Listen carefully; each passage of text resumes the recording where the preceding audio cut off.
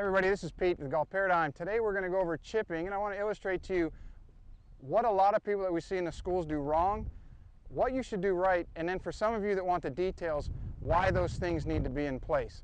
So let's jump right in and talk about some of the simple things. So your grip, it's very kind of common knowledge that when you grip the club, you want to grip at least halfway down the grip. As you can see, I've got about equal distance between the end of the grip with my right hand and the end of the grip with my left hand. So you're obviously looking for more control in your chips. You're obviously not looking for distance.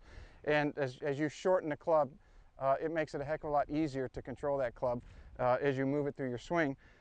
And with that shortening of the club, you're going to stand a little bit closer to the ball. Those are some very, very simple things. But as it relates to the one thing that we see repetitively over and over that's wrong, and that is ball position.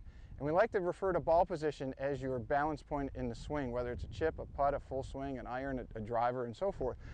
And if your ball position is off, for whatever reason, perspective, it's just off in general because maybe you heard something or read something or thought something was correct. The major thing is it's off and it throws your balance off throughout the swing. So it's an important thing to have that ball position in the correct spot so that you're in balance, it's set up and can swing in balance, dynamic balance throughout the course of the stroke. So what I see with a lot of people who have a tendency to hit their chip shots where they chunk them, obviously it hits like that, or they're going to blade them and they hit the ball right in the belly of the ball and it shoots across the green. That's usually a ball position error. And let me explain what I mean by that. For most of you, you'll have your stance width anywhere from 6 inches to about 9 inches apart, either at the toes or the heels, which is perfectly fine. That's normal. But what happens is when you start to flare your feet towards the hole, which is also normal and is perfectly fine, you can see that my feet are at an angle in relationship to my target line, which is illustrated by this yellow line right here. Where we get into some issue is we always relate to where objects are to our insteps. Ever since we could stand as infants, as we look down, the point of reference becomes the instep of our foot. So if your feet are flared and you look down at your feet, you can see that that middle of the ball, while it might look that it's in between my feet as it relates to my insteps and or my toes, you obviously can note as it relates to my heels, that ball position is well forward in my stance, okay?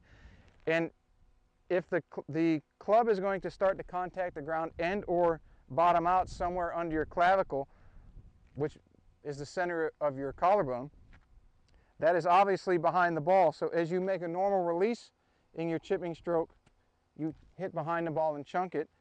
And if you do that enough, pretty soon your brain says, well, don't release at that point and then make the club come up a little bit. And if you come up, that's when you're going to hit in the belly and it's going to scoot across the green.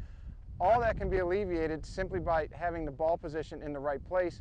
But again, it goes off the perspective of what you're looking at, and if that's skewed, as it is when your feet are flared, then you get into a problem. So it's a very simple solution, and then it becomes, for your own knowledge, what reference point do you use to dictate your ball position? So as I said, obviously the middle of this ball, as it looks like it's in between my toes and the middle of my stance, it is obviously, if I squared my feet up to the target line, well forward in my stance as if it was a driver. And as you all know, you like to hit up on a driver, but you do not want to hit up on your chip shots. So the very simple solution is to have the middle of that ball approximately 4 inches to 5 inches, which is about the width of one club head, okay, inside your lead heel, and that would be where the middle of the ball goes. That's one way to do it. You can also step into the ball where your trailing foot is very close to, if not up to that orange stick, and then you put your lead foot about 6 to 9 inches in, and you'll notice that even though my feet are flared, if I square them back up, that's very close to the middle of my stance, if not a fraction to the right of it. So when you can flare your feet, but always know that the instep of your right foot is going to be equal to or approximately very close to the back of the ball. Now that is centered under your clavicle, okay? And it makes it much easier to catch the ball on a slight descending blow, which will allow you better face contact and the ability to control your chips better.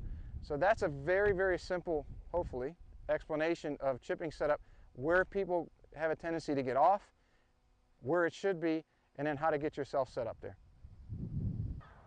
Hey everybody, Pete here from the Golf Paradigm. Thanks for watching the video. You can check us out on Facebook, Twitter, and Instagram. And if you want to watch more videos or subscribe, you can do it right here.